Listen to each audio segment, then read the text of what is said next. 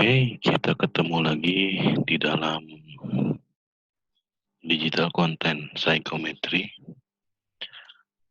Kali ini topik yang akan kita bahas adalah analisis distraktor. Tema ini merupakan satu rangkaian dari analisis soal multiple choice.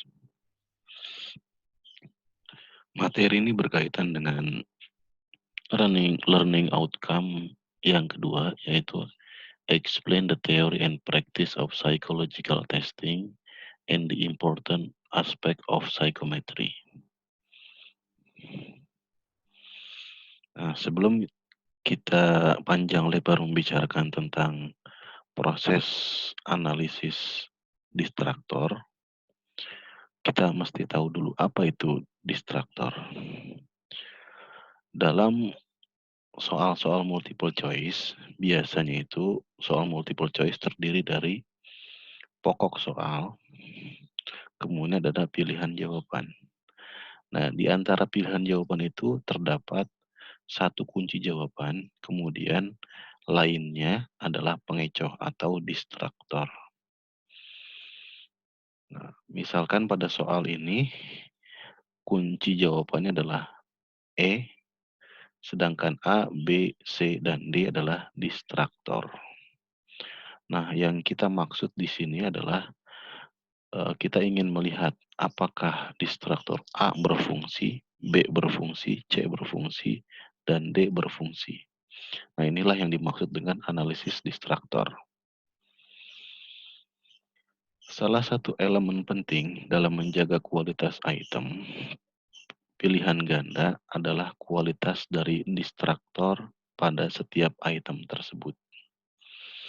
Analisis distraktor berlainan dengan tingkat kesulitan item maupun daya pembeda item yang tidak mempertimbangkan fungsi pilihan jawaban yang salah. Justru analisis distraktor membahas fungsi pilihan jawaban yang salah. Sama seperti kunci jawaban soal merupakan jawaban yang pasti benar, distraktor itu harus jelas salah atau bukan pilihan yang terbaik. Selain jelas-jelas salah, distraktor juga harus rasional atau masuk akal. Artinya, distraktor harus berfungsi untuk mengalihkan perhatian dari peserta tes sehingga dia harus bersifat masuk akal bagi seorang yang mengikuti ujian atau mengikuti tes yang dianggap tidak memiliki pengetahuan yang memadai pada bidang yang dites. Jika ada peserta tes yang memilih suatu distraktor, maaf maksud saya, jika tidak ada peserta tes yang memilih suatu distraktor, maka itu berarti distraktor itu tidak berfungsi terhadap kinerja item. Secara sederhana, untuk analisis distraktor adalah dengan cara menghitung proporsi pilihan jawaban pada suatu distraktor. Misalkan di sini ada seperangkat tes yang terdiri dari 5 soal yang ditempuh oleh 14 orang peserta tes. Nah, masing-masing soal itu memiliki 4 pilihan jawaban. Berarti pilihan jawabannya dikode dengan A, B, C, dan D. Nah, yang perlu kita perhatikan juga adalah kunci jawaban. Jadi setiap soal itu ada kunci jawaban. Nah, lalu untuk analisis distraktor, semua orang yang memilih pada suatu opsi, baik opsi yang berperan sebagai distraktor atau pengecoh maupun opsi yang berperan sebagai kunci jawaban. Nah, kita lihat seperti ini. Kita hitung pada item 1, orang yang memilih jawaban A ada 2 orang.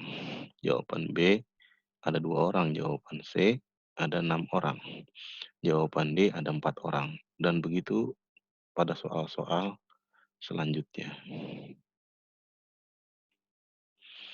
Nah, setelah data ini kita dapat, kita bisa langsung menghitung proporsi. Jadi jumlah, orang yang menjawab pada setiap opsi itu akan dibagi 14 karena jumlah peserta tesnya adalah 14. Jadi seperti ini cara menghitungnya. 2 dibagi 14 sama dengan 0,14. Kemudian 2 dibagi 14 sama 0,14. 6 dibagi 14 sama dengan 0,43, 4 dibagi 14 sama dengan 0,29, dan seterusnya dilakukan seperti itu. Nah, yang diberi tanda bintang seperti ini adalah kunci jawaban. Jadi informasi proporsi dari kunci jawaban ini tidak termasuk analisis distraktor, tapi dia termasuk tingkat kesukaran soal.